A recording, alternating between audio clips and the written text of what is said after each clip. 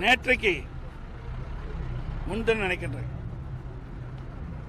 சாத்தூர் டேம்ல திடீரென்று இரவு 2 மணிக்கு 1,68,000 கனஅடி தண்ணீரை தென்பெண்ணை ஆற்றில் திறந்து விட்டாங்க.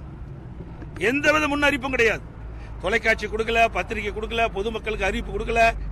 அந்த தென்பெண்ணை ஆற்று ஓரத்தில் இருக்கின்ற அந்த மக்களுக்கு எவ்வித ஒரு முன்னறிவிப்பு கொடுக்காம திடீரென்று சாத்தனூர் அணையிலிருந்து 1,68,000 கனஅடி தென்பெண்ணை ஆற்றில் தண்ணீர் திறந்து விட்ட காரணத்தினால தென்பெண்ணை ஆற்றின் ஓரம் பகுதியில் இருக்கின்ற நூற்றுக்கணக்கான கிராமங்கள் அந்த குடியிருப்புகளை தண்ணீர் புகுந்து மக்கள் மிகுந்த சிரமத்துக்குள்ளாகிறாங்க.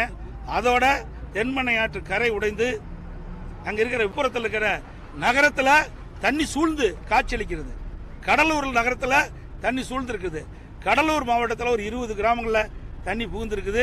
கள்ளக்குறிச்சி மாவட்டத்தில் தென்பெண்ணை ஆற்று ஓரம் கரையோரமாக இருந்த 100க்கும் மேற்பட்ட கிராமங்கள் வெள்ள நீர் சூழ்ந்து இருக்குது. இதையெல்லாம் முன்னெச்சரிக்கை நடவடிக்கை எடுக்காத ஒரு திறமையற்ற முதலமைச்சர் தமிழகத்தை ஆண்டு கொண்டிருக்கிற காரணத்தில் இவ்வளவு இந்த மழையால் மக்கள் இவ்வளவு பாதிப்பு உள்ளாக இருக்கிறாங்க. இன்றைக்கு அணையிலிருந்து தண்ணீர் திறந்து விடுகின்ற பொழுது எச்சரிக்கை கொடுக்க வேண்டும் மக்களுக்கு. அப்பதான் மக்கள் பாதுகாப்பான இடத்திற்கு அவர் செல்ல முடியும். அவர் உடைமைகள்லாம் பாதுகாப்பாக எடுத்து செல்ல முடியும். அவை எந்தவித பாதுகாப்பும் இல்லாம எந்த ஒரு முன்னறிப்பும் இல்லாம திடீரென்று சாத்தனூர் அணையிலிருந்து 1,68,000 கனஅடி நேற்றைக்கு முன்தினம் இரவு 2 மணி அளவிலே தண்ணீர் திறந்து விட்ட காரணத்தினால அந்த தென்பெண்ணை ஆற்றின் கரையோர பகுதியில் இருக்கிற மக்கள், விழுப்புரம் நகர மக்கள், கடலூர் நகர மக்கள் கடுமையாக இந்த வெள்ளத்தால் பாதிக்கப்பட்டிருக்கிறாங்க.